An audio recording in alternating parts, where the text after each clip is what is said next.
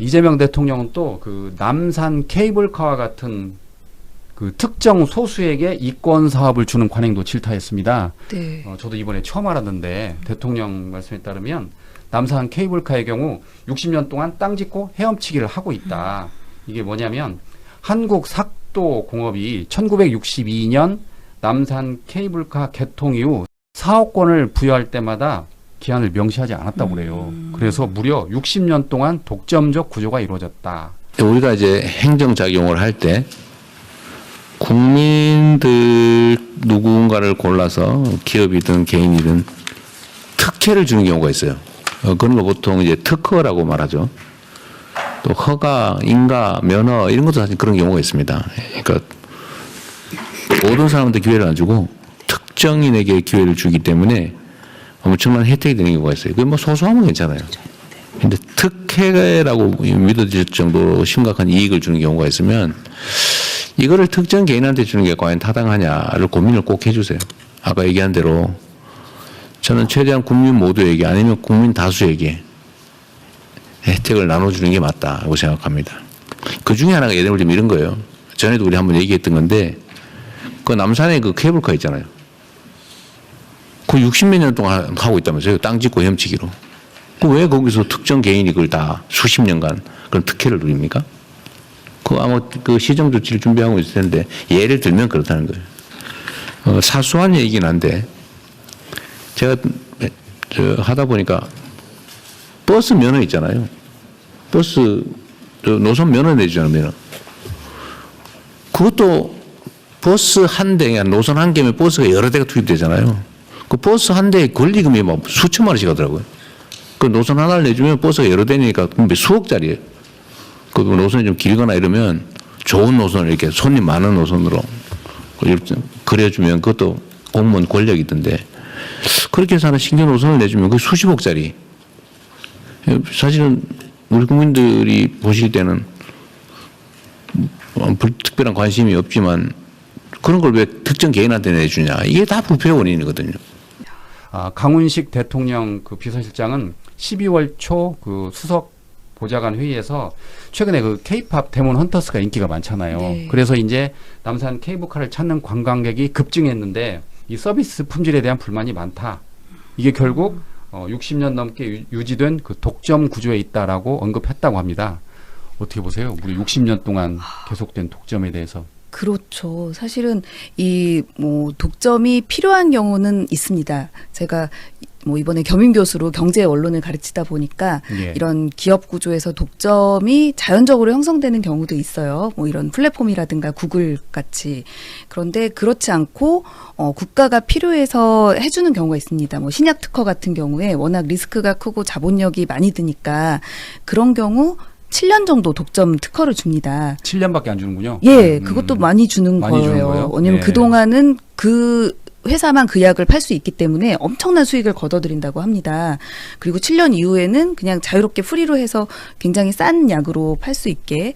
그런데 그 60년이라는 거는 사실은 듣도 보도 못한 엄청난 독점인데요. 네. 그것도 예를 들어 어떤 기업이겠죠. 삭도 기업이지만 이 3대째 대대손손 하는 것도 문제고, 그래서 실제로 문제가 발생했으니까 이재명 대통령님 이렇게 알게 된 것 같아요. 예. 뭐냐면 아까 말씀하신 것처럼 K-팝 데몬 헌터스 때문에 유명해진. 그러니까 K-팝 데몬 헌터스가 밥상을 딱 차려서 이렇게 줬단 말이에요. 그래서 뭐 엄청 외국인 관광객들이나 국내 관광객들이 남산 케이블카를 탔더니 불친절하고 시설 안 좋고, 이게 바로 독점의 폐해입니다. 예. 경쟁이 없고 뭐 자기네들은 어차피 앞으로도 60년 계속 할 거라고 생각하니까 전혀 서비스 개선을 안 하는 거예요.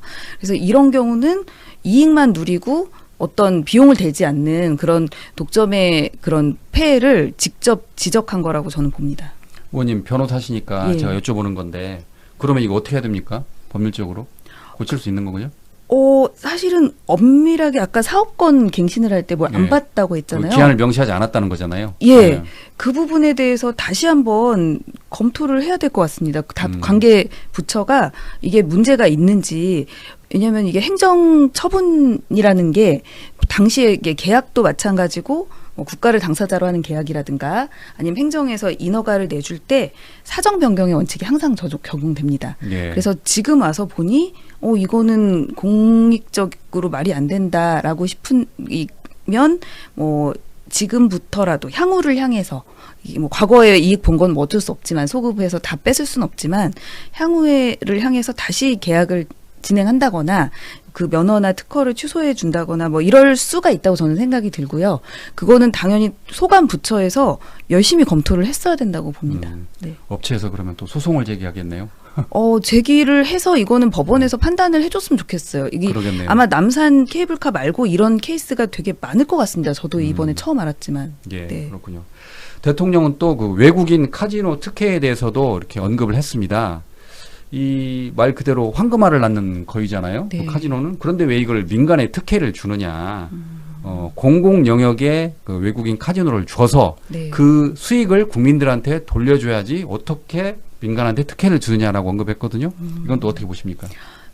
사실은 도박 누구나 하고 싶은데 예. 못하게 하지 않습니까? 사행성이 있기 때문에 죄입니다. 뭐 상습 도박죄 이러면 또 걸리는데 우리나라에서 내국에서 허용되는 곳이 몇 군데 안 됩니다.